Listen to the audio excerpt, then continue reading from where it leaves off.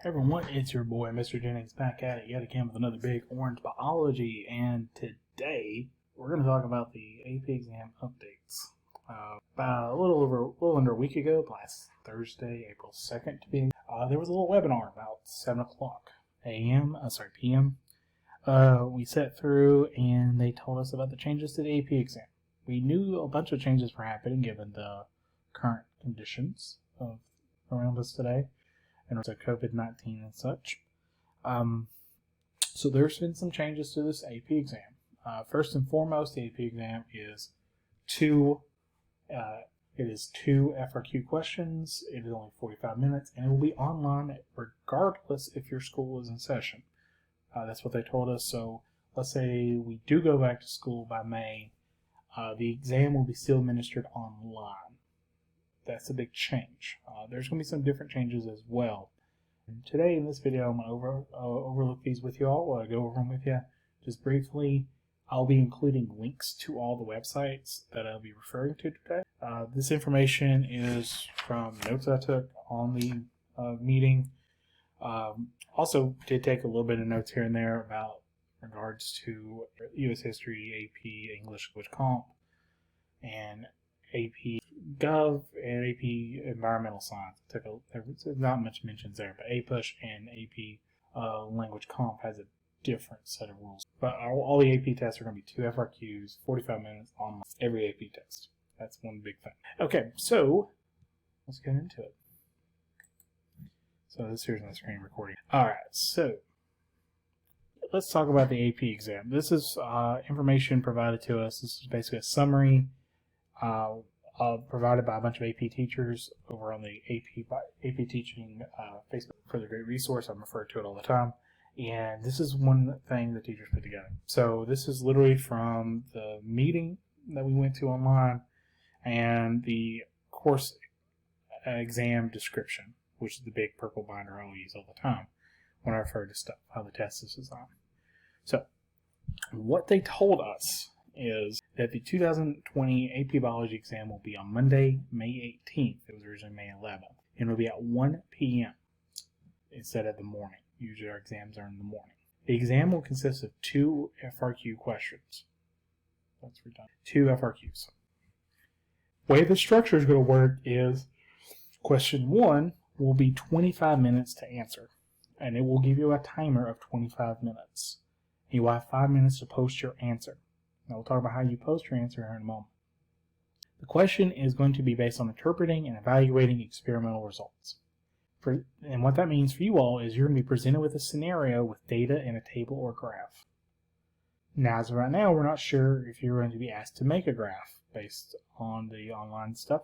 We probably won't be making a graph. So you're going to be asked to interpret data from a graph and evaluate the results. Question 1 is considered a big long FRQ question. So we'll elaborate more on that in a minute. So part A is, there's going to be 5 parts to this. Anywhere from 1 to 2 points to be describing and explaining biological concepts, processes, or models. That could be based on your knowledge of a concept or process like, say, respiration, or a model like a picture of cellular respiration cycle, how it interconnects with photosynthesis or something. To keep that example going. That would be what you'd be doing there. Part B is identify experimental design procedures. What that typically entails is being able to identify stuff like null hypothesis, predictions, and accuracies, and understanding control types of variables. And it's a lot more complex than that, but essentially it's what it is. Part C is analyzing data, basically telling me if it's statistically significant. And part D is making justifying predictions, usually based on data. Now that's question 1. Question 1 is considered a long FRQ. Question 2 is a shorter FRQ. It's about mid-length. You get 15 minutes to answer the question and 5 minutes to post your answer. I'll again explain. This question is going to be conceptual analysis, meaning you're going to be presented with a scenario describing a biological phenomenon with a disruption. Part A, you're going to be required to describe biological concepts or processes.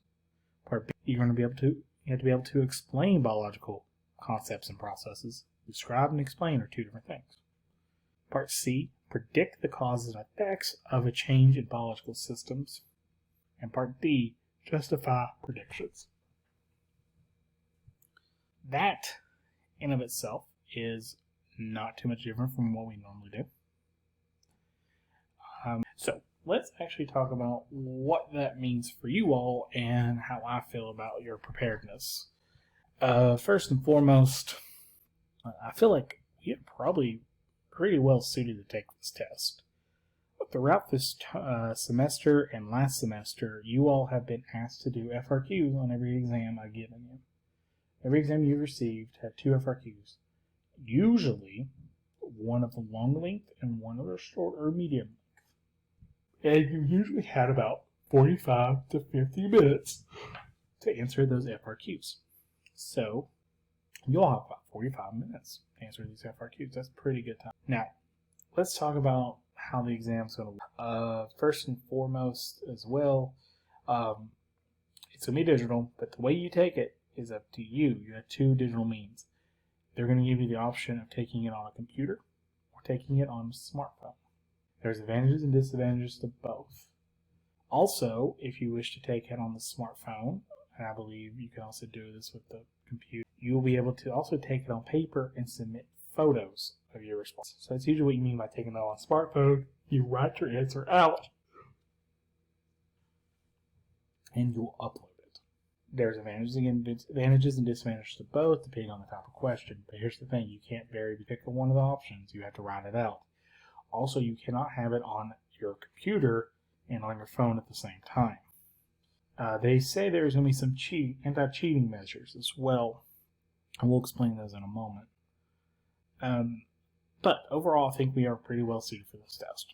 You all have had a lot of practice taking tests like this, and I think you'll do really well.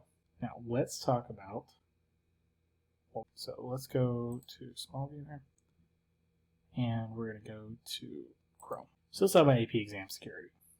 Now, they have some really strong cheating. Big things here. This year's AP exam will be open note and open book. Students may not consult with any other individuals during this testing time, with exceptions of students working on the computer science project, because it's like a bigger. They will take necessary steps to ensure the integrity of each exam administration as we do every year. There will be some verification steps, and they have not disclosed to us all of those steps. I'm assuming they're pretty crazy. They're going to be confident in the vast majority of the AP students will follow the exams, but however, there's a small portion that will try to gain an unfair advantage. We have a comprehensive and strict rules and protocols in place to detect and prevent cheating. We are keeping some of those protocols confidential, so we will not. However, they have told us some.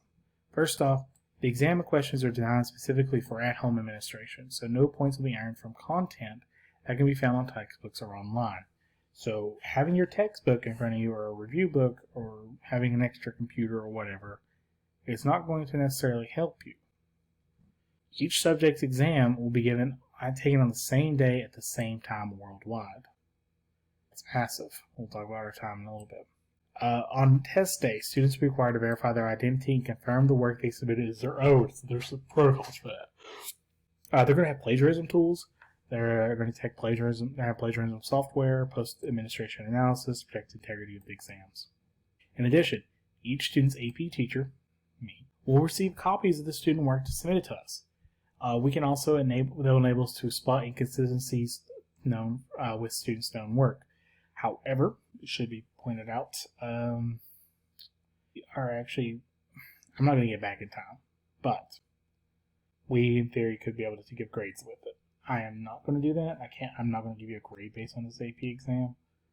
They're giving it back to us by the end of May. So I will know what you all did. I can read your work.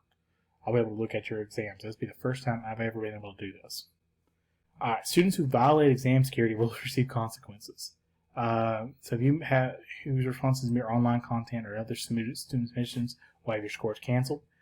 Students sharing receiving exam content and exam responses or engaging in any plans to efforts to provide or gain an unfair advantage will be blocked from testing, or their AP scores will be canceled. This means communication assistance in person via internet, social media, or other means. They call this the Reddit problem. I also like to call it the Twitter problem. If we determine a student has gained or provided an unfair advantage on the AP exam, they'll notify the high school so they can choose to take necessary discipline action. Also, they'll provide information about the incident to colleges or other organizations to which the student has already sent their scores, including SAT scores. Students who attempt to gain an unfair advantage may be prevented from taking future AP exams, as well as the SAT, SAT subject test, or even the CLEP assessments. Under certain circumstances, College Board may inform law enforcement of any incident to determine if prosecution of the test taker or if anyone assisting the test taker in misconduct is warranted. That's some serious serious copyright fraud issues. So, best thing to do, don't cheat. When it comes to the exam features, we already talked about this. The exams will be given 11th to the 22nd, so everything's a little adjusted. There will be makeup test days between June 1st, June 5th. However, it's highly recommended you take the test when you're assigned the test. Students can take the exam at home or schools if schools are open. Subject to specific exam times and dates are available below. In April, they're going to provide students and educators with information on how to access testing system on test day, and they're going to have video demonstrations. And I already talked about the exam security. And there's some instructional support. That's for me. Okay, this is the student page, and it talks about just with the link here. If you do not have internet access, reliable internet access, I know you're watching this on a smartphone, but say you have a device that you're not able to do this stuff in, AP College Board is wanting you to contact them directly. However, you can contact us at Daniel Boone High School, and I know for a fact we have been loaning out Chromebooks at this time, and I'm sure we would gladly do so and try to work with you the best we can. These are not matter to y'all. Alright. So, and the exam schedule, this is just showing you, for those who are curious about their exam schedule. I wonder what I can do better. Okay, so the exam schedule for AP Bio is on Monday the 18th at 1 o'clock.